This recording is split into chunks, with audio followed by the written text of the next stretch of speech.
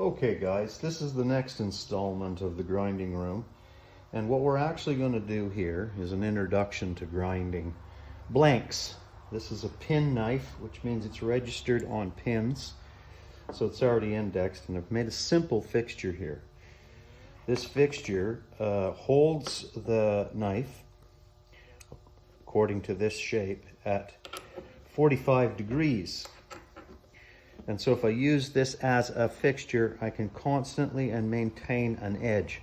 I'm making 45 knives with two heads that all run in the 1890s molder, which will put the 45s on both sides of the field of the crown molder, the crown molding. So, and this will be adjusted by spacers between those knives, and so this can be used for any beveling of any configuration of knives. And so when I grind knives for crown moldings, I'm only going to deal with the field shapes, and so this can be used both for the front and the back of the crown molding. Now it's important I'm doing this at 45, and I'll only be using a portion of that knife, which means I can have other rake angles ground on the other side of the knife, and just by switching the heads from left to right, we have different rake angles. Now I have on this actually decreased the 45 degrees so that only the front edge of the crown molding fits. This will help in rooms with plaster and stuff like that. And this is the introduction. I'm going to show you how I fixture this knife to maintain its sharpness in the future, but also give me an affordable way, a high-speed steel here. These are very inexpensive blanks. I believe these blanks are $15 a pair. They might be more now. I have a stack of them and I've been using them up. So I'm going to make a left and I'm going to make a right, and they'll always be in the same fixture, and so I'll have matching sets cutting in unison, which is important. Thanks for watching, and I'll keep showing you the process. Okay, so the first thing to determine with pin knives is there is a front and a back, and you might look at them and say, well, they all look the same to me, Jack. And no, you'll see the sides are ground with a relief bevel. And if you look slightly, you'll see that it's sort of beveled back for side clearance. So make sure that when you're grinding, that you grind the face side, the side widest. Okay, that can be a bad mistake. Now we're not actually using the side clearance on this, but we could if we so wanted to. So that's the first thing to determine with your blanks. Okay, so the first thing is to place the knife right side up. Then I use a fat marker and trace the bottom. That extends the line a little further forward, so when we grind forward, we know we have enough material at that. We'll go out and grind these knives now on nicks, leaving that entire line. The finished grind will start from that point forward.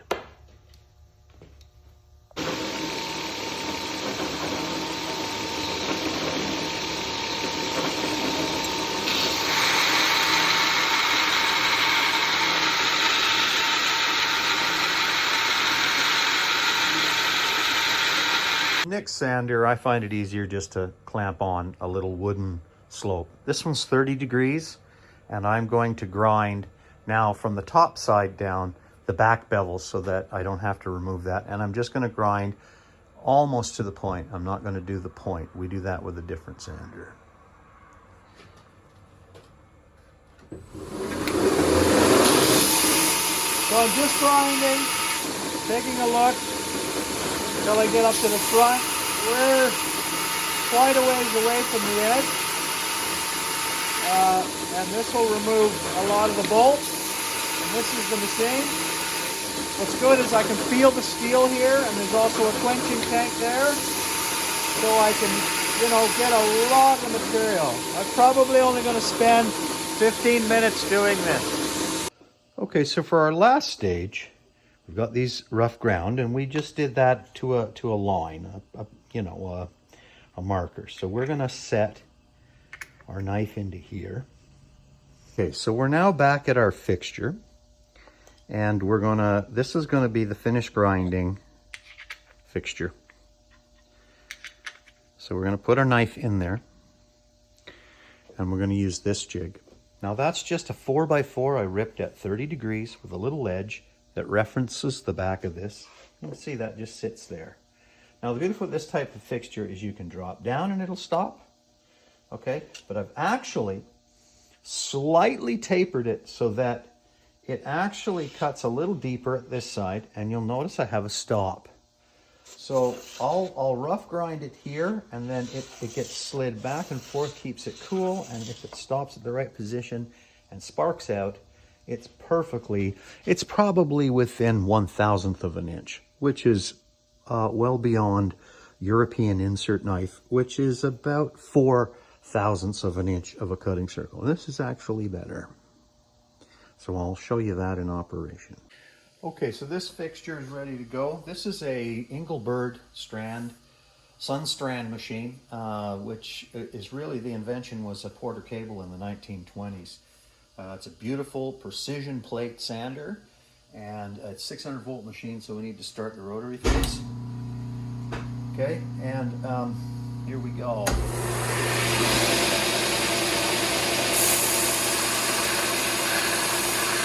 I'm just going to sand here, making sure that I'm feeling the heat. I can feel it, doesn't get hot. What's good about this, it's a 72-inch plate. So I'm going to go in this area until it sparks out. If it's getting warm, I'm going to let it cool off. Okay, so I've now sparked out on this side. And now I can move across to my precision. See, it's slightly taking. That goes to my stop. So I'm going to bring that to a spark out. And that's what puts it to a perfect in unison grind. Probably, I'm not sure, but we can put it on the setting stand for giggles. But this is a really good way to do it. Now, I don't know if this is accurate enough to do joiner knives, but it probably is. You could make this fixture a little longer and find a way to hold joiner knives, and all your joiner knives are now. So we're letting it spark out. It's not hot at all.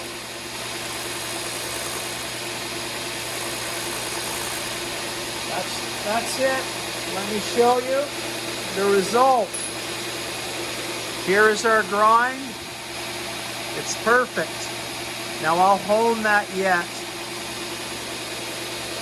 Okay, so we got a nice grind. We'll hone that yet. The last thing to do is the blanks are not machined at the end. But should that cutter drop below, we don't want to have that smack into the wood. Could be dangerous. So we're actually going to bevel that. You'll notice I got a parallel line here. And so this could also function as a step 45, lefts and rights. In this case, I'm going to use the drop-down method for this exercise. So I just drop it down. It'll stop when it's there. So I'm paying attention to the heat. And I don't want to grind it too much. So I'll feel it. That's a little warm.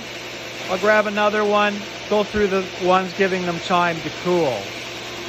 Okay, so we've got these probably ground to within 1/1000th of an inch, if not better. And now we're going to hone them. So that piece that ripped out on the table saw to make the fixtures that slide, you want to keep that. If you actually place that on there, that is the precise angle that you ground to. Now we want to put a micro bevel on it. So you'll notice I just added 2 pieces of tape at the top. And what that does is allow you to do a micro bevel. This is a Starrett granite plate. It's so flat. Well, let's don't go there. So how you use that honing jig is you just slide your knife down until it engages the plate, and then just put your thumbs there. And that's how you hone those grinding marks out. And you can see it didn't take much. If you can see, I've got a little shiny spot just at the tip. Now I'm grinding to 400. You don't need to go crazy, but that's all I really need to hone that edge and get it to, where it's just going to be perfect. You see? And you can see that it's just slightly out the grinder, eh? I'll see if I can get a little closer. Can you see the grinding? See if I can, there you go. See, I'm just touching that front edge. Then I can also, well, that needs a little more, but very easy to hold. Right, you don't have to be George Nakashima. And that is beauty. And we'll lap it on here. As I said, I'm only using 400, which is plenty sharp for high-speed steel spinning at 4 or 5, even 10,000 RPM. And it is grabbing and taking a shaving, so we know that that's plenty sharp. Anyway, I'll set it up in the heads and hopefully it'll cut clean as a whistle. Okay, here I've got the block on the setting stand and I've set up a 45 block. And as I don't know if I mentioned at the beginning though, I don't want the knife to actually be 45. I want it a little less. And you'll see the inside of this one is cutting a little open. And you can see that's about, maybe not even a 32nd, very small, okay? A 64th maximum, maybe between a 64th and the 32nd, okay? So what I'm, and because there's, I just, see, we're in unison. Now I only did that to the one side. In other words, this block is not cutting a true 45. And I'll show you the other block, and that's so that I can use these for other things. Now the reason I don't want it cutting that is because so the crown molding will sit into the corner of plasters and just the front edges will touch. Okay, and so here's the other side. That's 45. See it? So I can really use this for a 45 block should I need a perfect 45. Now that knife's touching a little bit. Well, they're both touching. Okay, isn't that beautiful? See that?